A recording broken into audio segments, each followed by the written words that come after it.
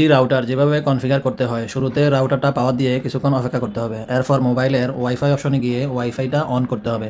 On করার পরে wifi আইকনের উপরে চাপ দিয়ে ধরতে হবে। ধরার পরে এই ধরনের একটা অপশন আসবে, এখানে রাউটারের নামটা শো করবে। এই রাউটারের নামের উপরে ক্লিক করলে অটোমেটিকলি এটা কানেক্ট হয়ে যাবে। কানেক্ট হওয়ার পরে এই অপশনটা ক্লোজ করে দিতে হবে।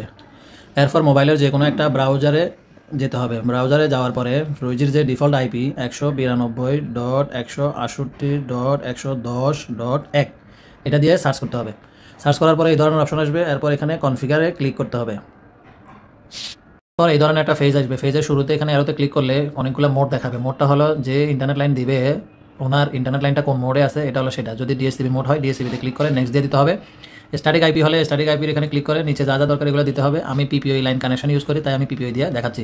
তো এখানে ইউজার নেম এবং পাসওয়ার্ড এটা যিনি লাইন দিবেন উনি আমাকে দিয়ে দিবে, বা ওনার কাছ থেকে চেয়ে নিলে উনি দিবে। যেখানে ইউজার নেমের জায়গায় ইউজার নেম, পাসওয়ার্ডের জায়গায় পাসওয়ার্ড, নিচে সার্ভিস নেমের এখানে কোনো কিছু বসানোর দরকার নেই। এখন আমি আমারটা বসাইতেছি। হ্যাঁ, আমারটা বসানো শেষ। সার্ভিস নেমের এখানে কোনো কিছু লিখি নাই। এখন আমি নেক্সট দিয়ে দিচ্ছি। নেক্সট দেওয়ার পরে এই ধরনের একটা মেসেজ আসবে। মেসেজটা ওকে দিতে হবে। ওকে দেওয়ার পরে এই ধরনের একটা ফেজ আসবে। ফেজের শুরুতে লেখা ডুয়েল ব্যান্ড সিঙ্গেল এসএসআইডি, মানে আমার রাউটারটা ডুয়েল ব্যান্ড। আমি কি এটা একটা নামে রাখতে চাই কিনা? যদি একটা নামে রাখতে চাই তাহলে আমি এটা এনাবল করে দিব, আর যদি না দুইটা নাম রাখতে চাই তাহলে আমি ডিসেবল করবো। তো আমি দুইটা নামই দিব, তাই আমি এটা ডিসেবল করে দিলাম। এখন আমি রাউটারের নামটা দিব। আমি যে রাউটারটা ইউজ করতে চাচ্ছি এটা আসলে কী নাম দিব এটা আপনি নিজেরটা নিজে দিয়ে দিবেন। আমি আমারটা দিচ্ছি।